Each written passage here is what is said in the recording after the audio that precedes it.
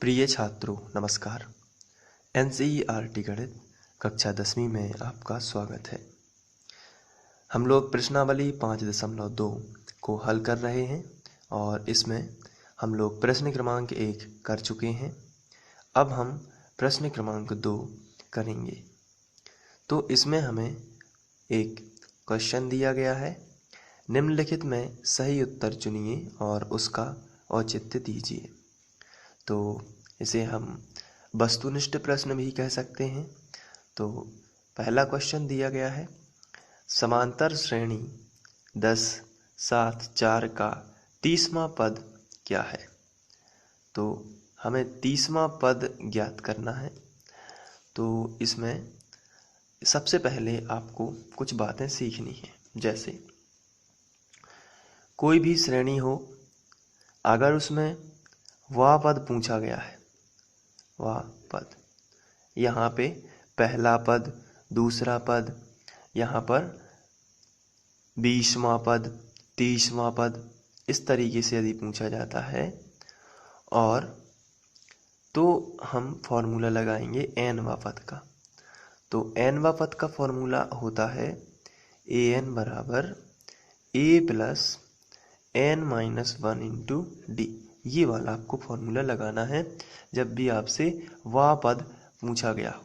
एक ट्रिक पकड़िए, वह पद शब्द लिखा है, इसका मतलब आप लगाएंगे an बराबर a plus n-1 into D.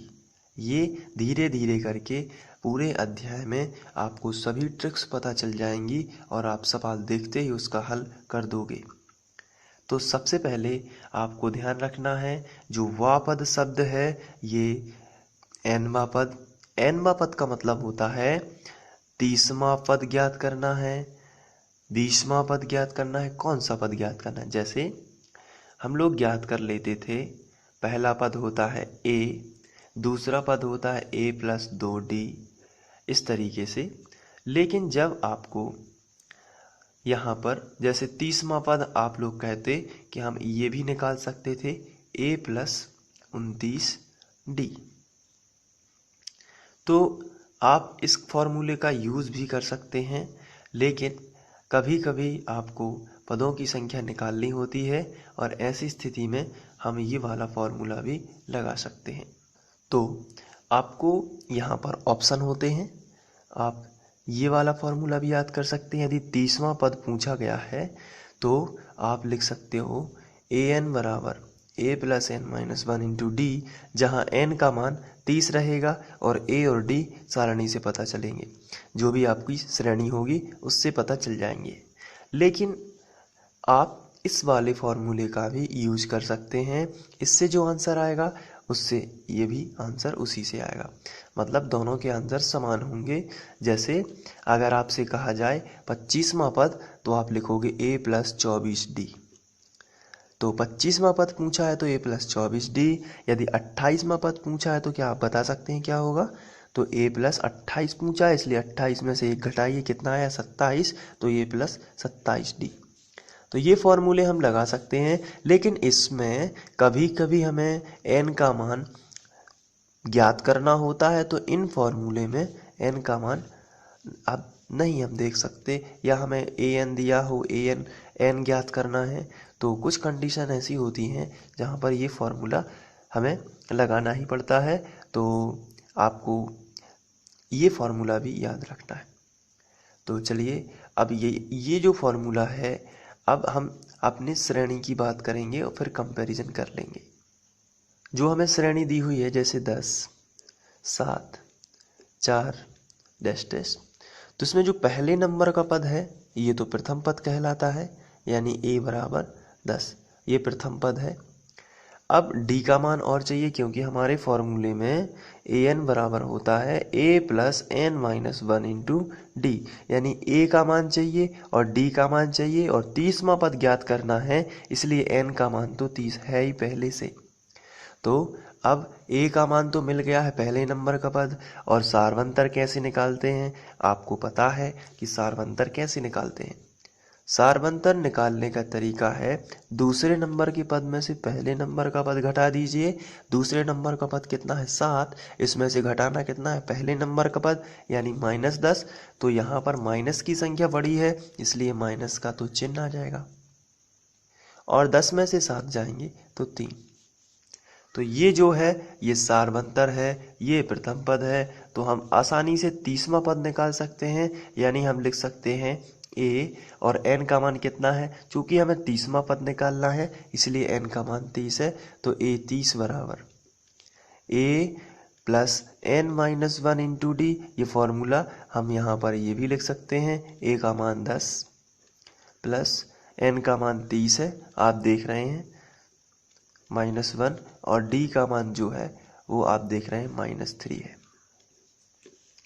तो इसको आगे आप सॉर्ट आउट करेंगे तो आएगा 10 प्लस 30 में से 1 जाएगा तो आएगा 29 और -3, इस तरीके से।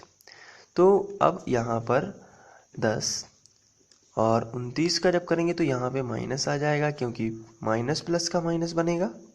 और 9 तिया 27, 7 हासिल आ जाएगी 2 और 3 दूनी 6 और 2 8, तो आपको मिलेगा -77। तो -77 जो है वो आपका सही आंसर होगा। इसके बाद दूसरा क्वेश्चन इसी में प्रश्न क्रमांक 2 में, समांतर श्रेणी है -3 -1/2 और 2। इसका हमें 11वां पद जो है वो ज्ञात करना है। तो 11वां पद ज्ञात करना है तो आपके पास ऑप्शन है, मैंने आपको बताया भी था। यहाँ पर 11वां पद के लिए आप सूत्र का इस्तेमाल कर सकते हैं a प्लस 10d। तो यहाँ पर आपको मिलेगा 11वां पद, और साथ ही साथ आप ये वाला फॉर्मूला भी याद कर सकते हैं जहाँ पे n का मान 11 होगा। an बराबर a plus n-1 into D. तो सबसे पहले तो हम a और d ही निकाल लेते हैं श्रेणी से। तो अगर हम इसको रफ में करेंगे तो a बराबर आपको मिलेगा 3, वो भी माइनस का,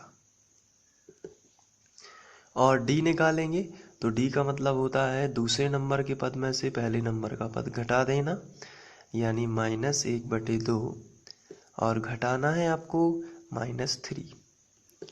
तो -1/2 माइनस माइनस प्लस हो जाएगा और 3। यहाँ पर हम लिखेंगे -1, 3 दूनी 6/2, 6 में से 1 जाएगा तो कितना आएगा 5/2। तो ये d का मान है। अब आपको 11वां पद निकालना है, इसलिए मैं इसमें ये वाले फॉर्मूला का इस्तेमाल कर देता हूँ। a11 बराबर 11वां पद निकालना है तो कितने d आएंगे, तो 11 में से 1 घटाया तो कितने आए 10, तो 10d।